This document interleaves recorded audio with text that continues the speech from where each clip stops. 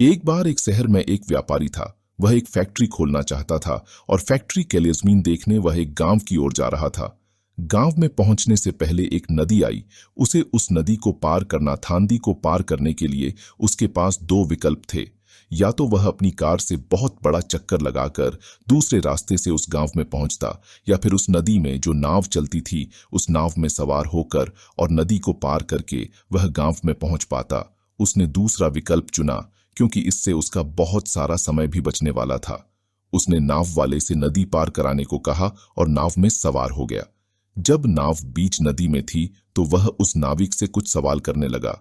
उसने पूछा, क्या तुम मुझे जानते हो? नाविक ने कहा, नहीं साहब। इस पर व्यापारी बड़ा हैरान हुआ। उसने कहा, क्या तुम मुझे नहीं जानते हो? मेरी फोटो तो आए दिन अखबारों में छपती रहती है। मैं इस देश का बहुत बड़ा व्यापारी हूं।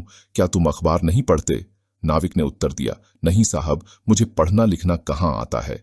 व्यापारी बोला, क्या तुम्हें पढ़ना लिखना नहीं आता? और यह कहकर हंसने लगा। फिर उसने दूसरा सवाल किया। उसने बताया कि मैं इस गांव में क्यों जा रहा हूं, तुम्हें पता है? क्योंकि मैं यहां पर एक बहुत बड़ी मिनरल वाटर की फैक्ट्री खोलना चाहता हूं। मिनरल वाटर जानते हो? नाविक बोला, नहीं साहब। व्यापारी ने समझाया, मिनरल वाटर मतलब पानी जो बोतलों में पैक होकर शहरों में दुकानों में बिकता है। क्या तुमने शहरों में कभी ऐसी पानी की बोतलें बिकती हुई नहीं देखी? नाविक ने जवाब दिया, नहीं साहब, मैं कभी शहर गया ही नहीं। मैं कभी इस गांव से बाहर निकला ही नहीं। इतने में व्यापारी हंसने लगा और कहने लगा, तुम भी कैसे आदमी हो? तुम्हारी जिंदगी तो बेकार है। तुमने कभी शहर भी नहीं देखा। ऐसे में नाव चलते चलते एक चट्टान से टकरा गई और नाव में छेद हो गया और नाव में पानी भरने लगा। नाविक और व्यापारी दोनों चिंतित हो उठे। नाविक ने व्यापारी से कहा, साहब आपको तैरना तो आता है ना? व्यापारी ने कहा, नहीं, मुझे तैरना नहीं आता।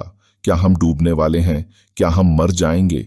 और ऐसा सोचकर वह घबरा गया और कहने लगा कि तुम मुझे बचा लो। मैं किसी भी कीमत पर जिंदा रहना चाहता हूं।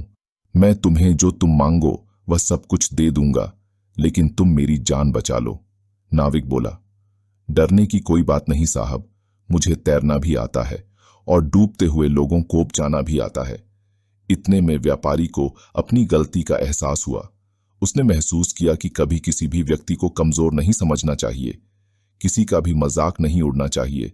हर इंसान की अपनी एक अहमियत होती है। क्या पता हमारी सफलता की राह में कौन कहां काम आ जाए।